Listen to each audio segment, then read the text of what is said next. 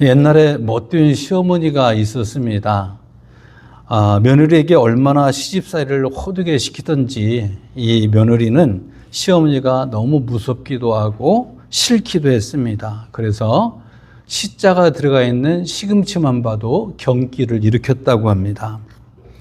이것을 아는 시어머니는 자기 며느리가 이제 자기만 봐도 말 한마디면 바들바들 떠니까 오히려 더 매섭게 이 며느리를 대했습니다.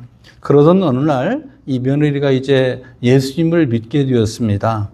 예수님을 믿는 것이 얼마나 기쁘던지 이 며느리는 날마다 막 자기도 모르게 흥얼흥얼 찬송을 부르면서 살았습니다. 그리고 이제 시어머니가 외출한 어느 날 이 며느리는 집안일을 하면서 막 신나게 흥얼흥얼 찬송을 했습니다. 그 찬송이 뭐였냐면 예수가 함께 계시니 시험이 오나 겁없네, 이런 찬송이었던 거예요. 근데 그때 이제 외출한 시어머니가 들어오고 있었지만은 며느리는 시어머니가 오는 줄도 모르고 예수가 함께 계시니 시험이 와도 겁없네, 이런 찬송을 막 부르고 있었습니다. 그런데 며느리가 들어오다가 시어머니가 들어오다가 며느리가 찬송하는 내용을 들어보고 깜짝 놀랐습니다. 왜냐하면 며느리가 부르는 그 노래가 너무 충격적인 거예요. 이렇게 들렸던 거죠. 예수가 함께 계시니 시어머니가 와도 겁없네, 이렇게 들린 거예요. 시험이 와도 겁없네, 그런데 시험이 이렇게 들려가지고 이제 며느리가 볼 때는 시어머니가 볼 때는 며느리가 간땡이가 부었구나, 나를 무섭지도 않다고 그걸 노래로 짓거리고 있으니 어떡하냐, 이렇게 생각이 되어서 시어머니도 그날부터는 꼬리를 내리고 시집살이가 풀렸다는 이런 이야기가 있습니다. 사실 그 며느리는 예수님을 믿음으로 시집살이가 풀렸죠. 그런데 이제 믿음이라는 것은 이 정도의 수준이 아니에요. 우리가 말로 다 할 수 없는 복이 있다는 거죠. 어떤 복이냐? 너무 중요한 것인데 오늘 말씀을 함께 나눠보도록 하겠습니다. 지난주에도 말씀을 드렸듯이 갈라디아서를 기록한 목적이 몇 가지가 있는데 그 중에 하나가 뭐냐면 갈라디아 교회에 몰래 들어온 거짓 교사들이 할 일을 행하고 율법을 행해야 구원을 받는다는 이런 주장을 뿌려놓고 그 주장에 현혹되어서 유대교로 돌아가 버리는 이런 갈라디아 교회 성도들이 있기 때문에 그들을 바로 세우기 위해서 지금 갈라디아서를 기록하고 있다. 그 이후로 갈라디아서를 기록했다. 이 말씀을 드렸습니다. 그래서 지난주에 봤던 2장에서는 우리의 구원은 예수님을 믿음으로 받고 율법을 지켜서 구원받을 사람은 아무도 없다. 그리고 예수님을 믿음으로 예수님과 함께 우리는 십자가에 이미 못 박힌 거고 예수님의 부활과 함께 그를 믿는 사람은 함께 부활한 것이다. 이런 말씀을 나눴습니다. 그런데 만약에 율법을 지켜서 의롭다고 주장한다면 그렇게 주장하는 것은 예수님의 십자가의 죽음을 헛된 죽음으로 만드는 것이다. 이 말씀을 우리가 함께 나눴습니다. 그 말씀을 들은 적이 생각나는 분은 고개를 끄덕끄덕 한번 해보십시오. 뭔지 모르겠다 하는 분은 도리도리 한번 해보십시오. 끄덕도 안 하고 도리도 않는 분은 지금 비몽사몽간에 앉아 계신 겁니까? 네, 설교 초반부터 그러면 안 되는데 오늘 산타 할아버지가 오셨는데 그런 사람에게는 선물을 안 줍니다. 잘 들으셔야 돼요. 네.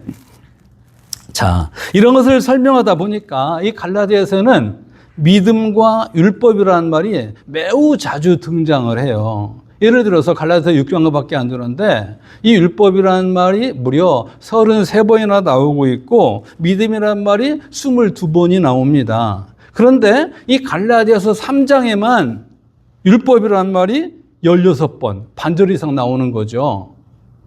그리고 믿음이라는 말은 역시 반절 이상 14번 나오고 있습니다.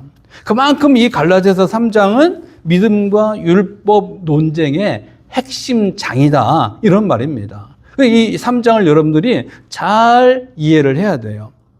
그리고 이제 이런 설명을 하다 보니까 매우 논리적으로 설명을 하고 있습니다. 그런데 보통 사람들이 논리라면 잠이 오는 분들이 많이 있거든요. 그렇지만은 믿음의 뼈들을 세우는 이 시간이니까 이 논리적인 순서를 잘 따라오지 못하면 너무너무 그 말이 그 말 같아서 지루할 수밖에 없을 거예요. 좀 더 집중해서 들으심으로 구원교리의 뼈대를 세우는 이 시간이 될 수 있기를 바랍니다. 이렇게 예수님을 믿음으로 구원받는다는 것을 설파한 바울은 갈라디아 교회를 책망하는 말로 시작을 해요. 1절 한번 다 같이 읽어볼까요? 시작. 어리석도다 갈라디아 사람들아, 예수 그리스도께서 십자가에 못 박히신 것이 너희 눈앞에 밝히 보이거늘 누가 너희를 꾀더냐. 아멘. 이 말씀은 바울이 갈라디아 교인들에게 내가 너에게 십자가에 못 박히신 그리고 부활하신 그 예수님의 복음을 그렇게 선명하게 확실하게 가르쳐 주었건만 왜 이렇게 어리석은 행동을 하고 있느냐, 이런 책망인 겁니다. 그러면서 누가 너희를 그렇게 꾀더냐 이렇게 말하잖아요. 누가 너희를 꾀더냐 이 말을 좀 직역을 하면 누가 너에게 마술을 걸더냐 이런 뜻이에요. 누가 너에게 그런 마술을 걸더냐. 이렇게 말하는 이유는 갈라디아 교인들이 지금 할례와 율법을 행함으로 구원받는 말에 쑥 마음을 빼앗겨버리고 넘어져 버리니까 거짓 교사들에게 너희들이 지금 마법에 홀린 듯이 넘어가 버렸구나, 이 얘기를 지금 지적하고 있는 것입니다. 그만큼 너무너무 안타까운 거예요. 그래서 바울은 한 번 더 3절에 나오는데 3절도 읽어봅시다. 시작. 너희가 이같이 어리석으냐, 성령으로 시작하였다가 이제는 육체로 마치겠느냐.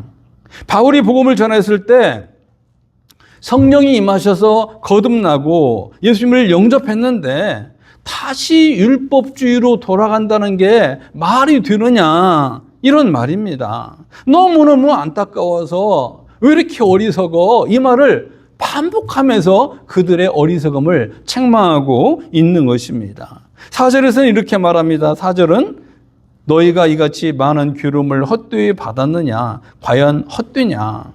너희들이 성령을 체험하고 예수님을 믿고 나름대로 고난도 받았는데 그 모든 것을 지금 헛것으로 여겨버린다는 말이냐, 허신짝처럼 여겨버린다는 말이냐, 이런 질문인 것이죠.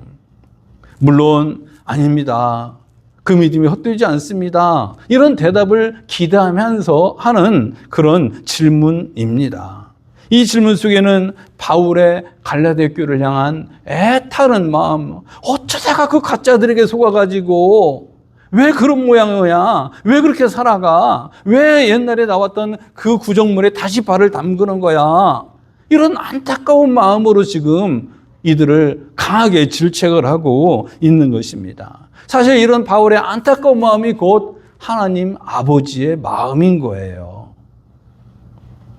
누가복음 15장을 보면 예수님이 하신 비유가 몇 가지 나오는데 그 중에 하나 잃은 양 비유가 있습니다. 이 비유에서 양을 100마리가 있는 사람이 있는데 한 마리를 잃어버렸습니다, 주인이요. 그런데 99마리를 들에 두고 잃어버리는 한 마리를 찾아 나섰습니다.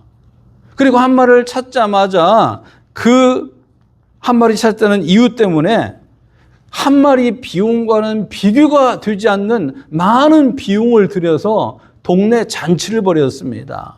그러면서 예수님이 이런 말씀을 하세요. 죄인 하나가 회개하면 하늘에서는 회개할 것 없는 의인 99을 인하여 기뻐하는 것보다 더하리라, 이렇게 말씀합니다. 그 다음에 이제 드라크마 비유도 나오는데요. 10개의 드라크마가 있는데 그 중에 하나를 잃어버리는 사람이 있는데 하나를 찾도록 찾았습니다. 찾을 때까지 찾았다는 말이죠. 그리고 찾았을 때 친구와 이웃을 불러서 동네 잔치를 했다고 말합니다.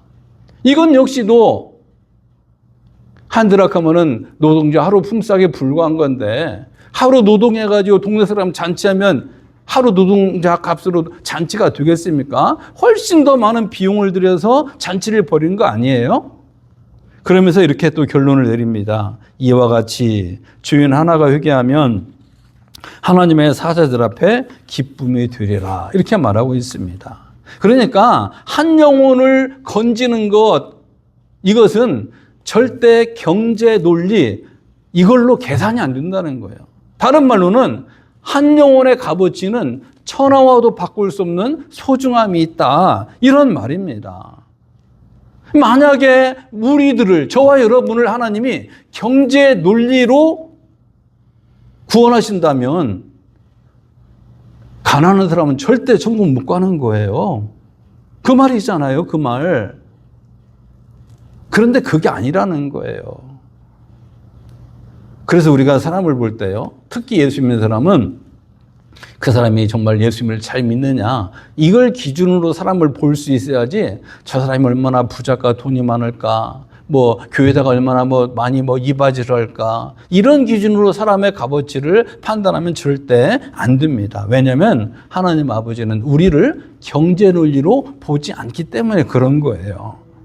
그런데 갈라디아 교회는 거짓 교사들이 출현해서 할례와 율법주를 막 뿌려대니까 이것을 낼름 받아먹고 유대교로 돌아가 버리니까 바울이 얼마나 안타깝겠어요. 얼마나 안타깝겠어요. 천하보다 소중한 영혼인데 그들이 유대교로 돌아가 버리니까요.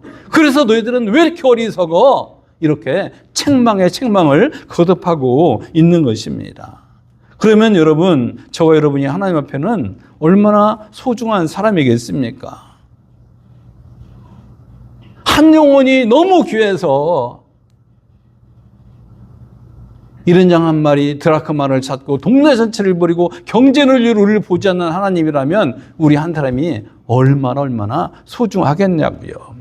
우리가 너무나 이 세상에 세속적 어떤 가치관, 이게 너무너무 길들여져서 가난한 사람, 이런 사람들은 좀 우습게 보고 내가 하나다면 알아서 기죽어버리고 열등감에 빠지고 그러는데 그게 아니라는 거예요. 하나님 앞에서는 저와 여러분이 가난하든 부자든 잘나든 못났든 모두가 너무너무 중요하다는 말입니다. 왜냐하면 그런 저와 여러분을 위해서 하나님은 독생자 예수님을 십자가에 내어주셨잖아요. 이래봐도 우리는 예수님 값인 거예요. 예수님 값. 예수님을 믿는 사람은, 그러므로 내가 이렇게 귀한 사람이라면 내 옆에 앉아있는 그 사람이 하나님 볼 때는 또 얼마나 귀하겠냐고요. 나만 귀한 게 아니라 그 옆에 못생긴 사람, 예쁜 사람, 젊은 사람, 늙은 사람 아무 상관이 없습니다. 내가 그렇게 귀하듯이 하나님도 내 옆에 앉아있는 그 사람이 그토록 귀하다는 말입니다.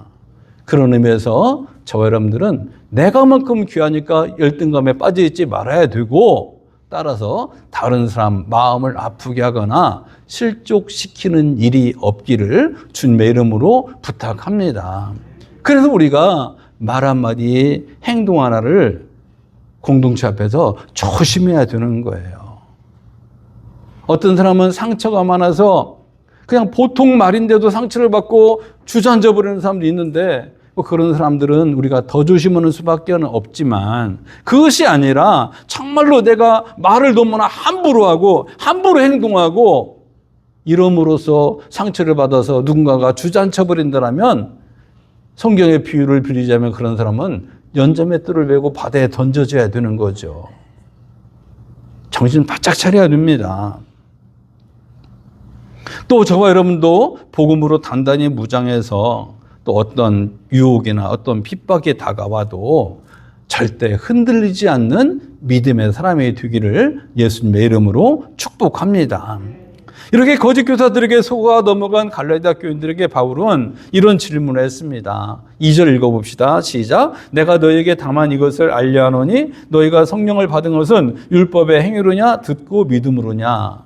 듣고 믿음으로지요 라는 대답을 기대하면서 이런 질문을 한 거예요. 이 질문은 너희들 경험했잖아. 성령은 십자가에 못 박히시고 부활하신 그 예수님의 복음을 들음으로 너희들이 성령을 받았지. 언제 율법주의들이 가르치는 것처럼 할 일을 행하고 어떤 의식을 하고 뭘 먹고 안 먹고 어떻게 하고 그럼으로써 구원받은 적이 있느냐. 이런 말입니다. 실제로 성경을 보면 뭘 어떻게 했더니 성령을 받고 구원받았다 이런 건 없습니다. 예를 들어 사도행전 10장 44절 45절에 보니까 바울이 이방인 고넬료 집에 가서 설교할 때 이방인들에게 성령이 임하고 방언을 했습니다.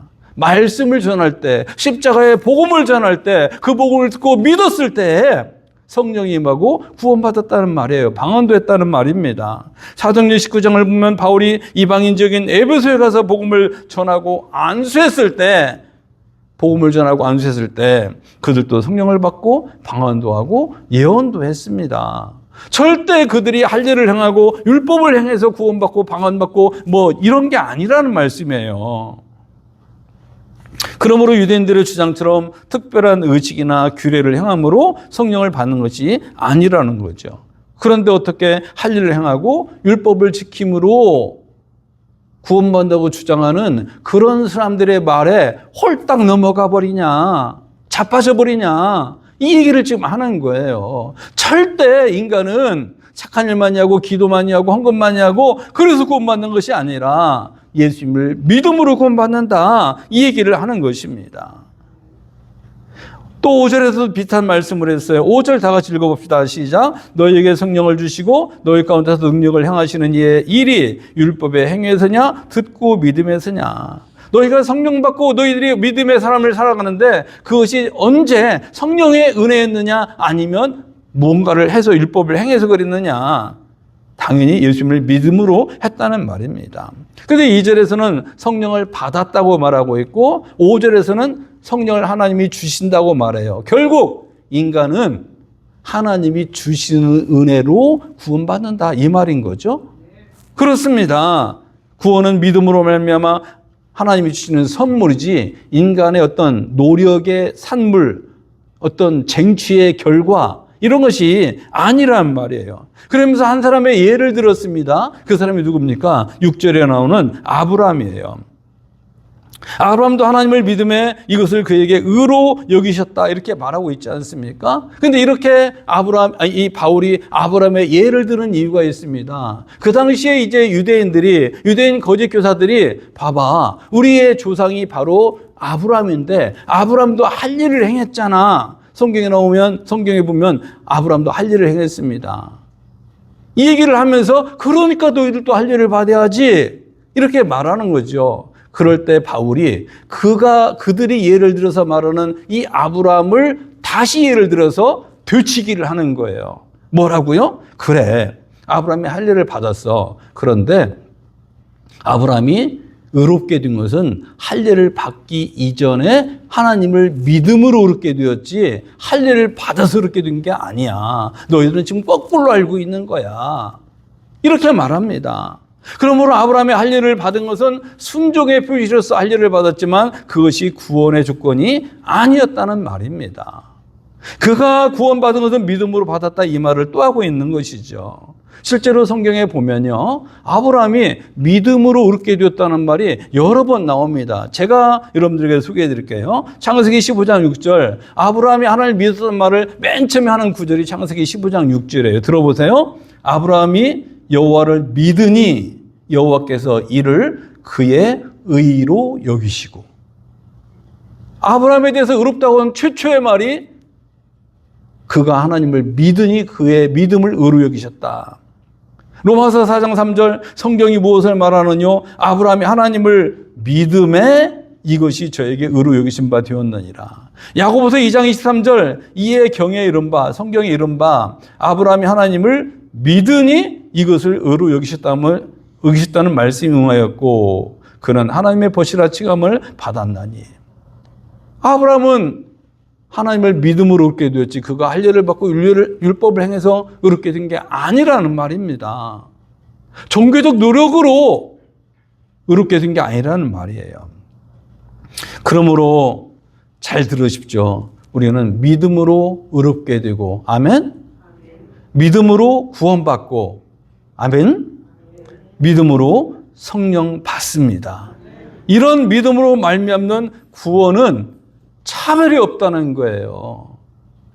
믿음이라는 것은 하나님이 십자가에서 예수님을 통해 십자가에 이루어놓으신 그 놀라운 사건을 나의 사건으로 받아들이는 것밖에 없는 거예요. 내가 뭘 어떻게 해서가 아닙니다. 예수님이 대신하셨다고요. 이것이야말로 인류의 최고의 복음이 아니겠습니까? 그래서 유대인이든 이방인이든 젊든 늙든 유식한 사람이든 무식한 사람이든 서양이든 동양이든 아무 상관이 없이 예수를 믿는 모든 사람은 구원을 받는 거예요. 아멘? 그렇기 때문에 복음이라고 말하는 거예요. 복음. 모든 인류의 최고의 복스러운 소식이 무엇이냐? 우리의 인간의 노력이 아니라 예수님을 믿으면 하나님의 자녀가 된다. 이 복음을 믿으시고 전하시기를 예수님의 이름으로 축원합니다. 내가 믿을 때 내가 의인이 되고 구원받는 것이고, 내가 그 놀라운 사실을 전할 때 그 복음은 생명력을 발휘해서 듣는 자에게 생명의 역사를 일으킬 줄 믿습니다. 그런데 유대인들은 할례와 율법을 주장하면서 자기들이 아브라함의 자손이라고 주장을 했습니다. 이런 주장을 하는 것은 아브라함이 최초에 하나님으로부터 이스라엘의 시조로 부름을 받은 사람이잖아요. 그러니까 이제 아브라함의 하나님, 이삭의 하나님, 야곱의 하나님이란 말이 후렴구처럼 성경에 많이 나오는데, 자기들은 그런 혈통을 가지고 있는 사람들이니까 우리의 어떤 정통성이 있는가야, 바울이 전하는 것은 뭔가 짝퉁이야, 뭔가 변질됐어 라고 말을 하니까 바울이 뭐라고 했습니까? 7절 보세요. 7절 다 같이 읽겠습니다. 시작. 그런즉 믿음으로 말미암는 자들은 아브라함의 아들인 줄 알지어다. 갈릴리 교인들 가운데 유대인 거짓 교사들의 주장에 속아서 할례를 행하고 율법을 행함으로 아브라함의 자손이 되었다고 주장하는 사람들이 있지만, 그게 아니라 예수님을 믿는 자가 아브라함의 자손이다, 이렇게 명시적으로 말씀하고 있는 거예요. 아브라함도 할례와 율법을 지킴으로 옳게 된 것이 아니라 하나님을 믿음으로 그가 믿음의 조상이 되었으니까 우리도 예수님을 믿음으로 그 아브라함의 정통성을 유지하는 거다, 이런 말씀인 거예요. 그렇다면 여러분은 예수님께서 여러분의 죄 때문에 십자가에 못 박혀 돌아가시고 3일 만에 부활하신 것을 믿습니까? 꼭 믿으시기 바랍니다. 꼭 믿으시기 바라요.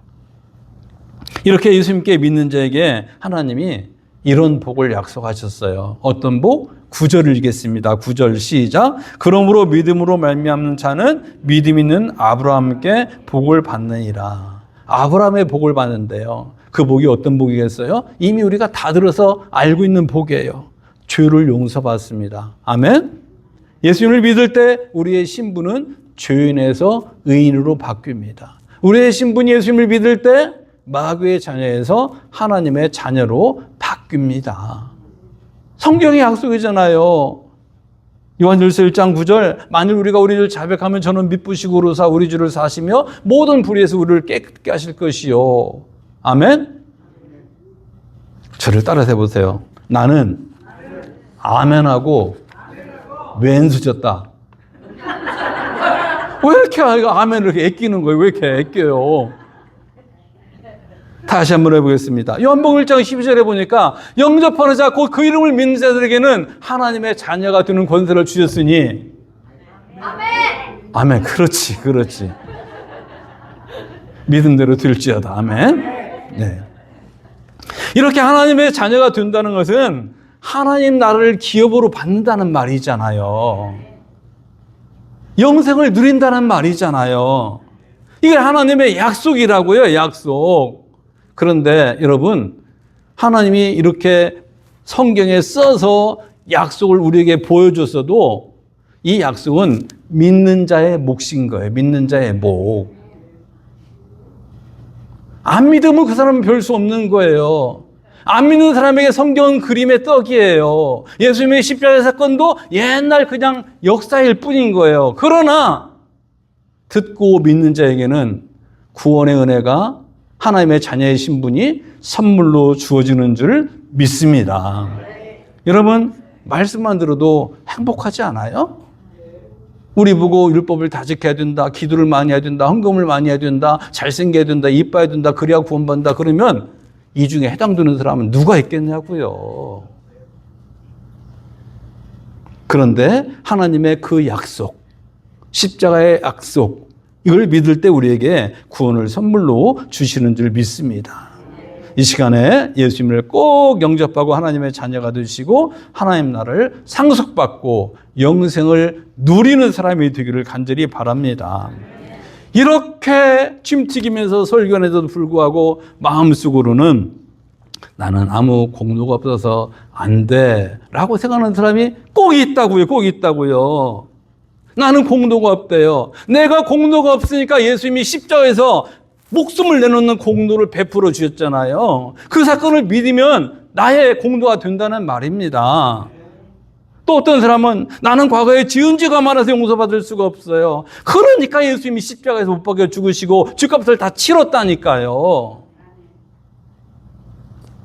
이런 부정적인 생각, 나는 뭐 공로가 없으니까, 한 것이 없으니까, 뭐 죄가 많아서, 이런 생각들은 다 마귀가 주는 거예요. 다 마귀가 주는 거. 또 어떤 사람은 어떻게 예수를 믿는다고 모든 죄가 용서되고 천국 갈 수 있습니까? 이렇게 의심을 하는데, 하나님의 약속이라니까요. 약속. 이 땅에 구원받은 모든 사람은 죄가 없어서 구원받은 것도 아니고 죄가 적어서 구원받은 것도 아니고 예수님을 믿음으로 구원받은 것을 믿으시기 바랍니다. 우리가 회개할 때 예수님의 그 십자가의 보혈은 모든 죄를 다 씻고도 남음이 있는 줄 믿습니다. 그래서 복음인 거예요. 그래서 복음. 예수님의 십자가 좌우편에 못 박혔던 강도를 생각해 보세요. 그 당시에 십자가 처형이라는 것은 엄청나게 흉악한 죄를 지은 범죄자, 사람을 죽이거나 아니면 막 어떤 그 구테타를 일으켰던 이런 사람들, 이런 사람을 본보기로 죽이는 게 십자가 사건이었어요. 그러면 예수님도 그랬고 좌우편에는 강도들도 예수님과 함께 십자가에 못 박힌다는 얘기는 그 강도들도 엄청 착한 사람이라는 뜻이에요? 아니면 엄청 흉악한 사람이라는 거예요? 엄청 뭐예요? 엄청. 착한 거예요? 흉악한 거예요? 흉악한 거죠. 그런데 그가 그 중에 한 사람은 예수님을 조롱합니다. 흉악한 범죄자 주제에. 네가 하나님의 아들이라면 뭐 이 십자가에서 내려봐라, 뭐 내려가 봐라, 뭐 이렇게 조롱을 합니다. 그런데 한 사람은 당신의 나라에 임할 때 나를 기억하소서. 자기 죄를 회개하고 예수님을 그 순간에 영접한 거예요. 십자가에 못 박혀 있는 순간이 몇 시간에 몇 분이나 됐는지 모르지만은 그러나 예수님이 그에게 뭐라고 말씀해요? 네가 나와 함께 낙원에 이르리라. 십자가에 못 박힌 주제에 착한 일을 뭘 했어요 도대체? 헌금을 했습니까? 찬양을 했습니까? 봉사를 했습니까? 할 일을 했습니까? 뭘 했습니까? 아무것도 없지만 하나님 앞에 회개하고 자기 죄를 인정했을 때 네가 나와 함께 낙원에 이르리라. 아멘? 이게 복음인 거예요. 이게 복음. 할 일을 행하고 율법을 지키는 것은 우리에게 아무 도움을 주지를 못해요. 자꾸 할 일을 생각하고 율법을 생각하면 마음속에 죄의식만 쌓여가는 거예요. 나는 할 일 받지 못했는데, 나는 뭘 지키지도 못했는데 또 죄, 날마다. 그러나 예수님을 믿고 회개하면 성령을 받고 예수님을 믿으면 의롭다고 여겨주시고 예수님을 믿으면 하나님의 자녀가 되시고 따라서 해보세요. 나는 아멘하고 왼수졌다. 행동은 왼수지듯이 입은 꼭 다물고 있으면 어떻게 돼요? 다시 한번 예수님을 믿으면 성령을 받고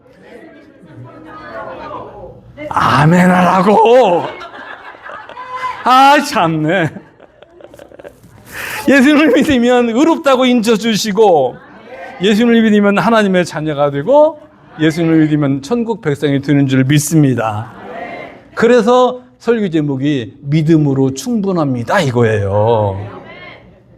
다른 것이 필요치 않아요. 그러므로 믿음은 신앙생활의 알파와 오메가입니다. 그런 의미에서 저와 여러분들이 오직 믿음으로 살기를 예수님의 이름으로 축원합니다.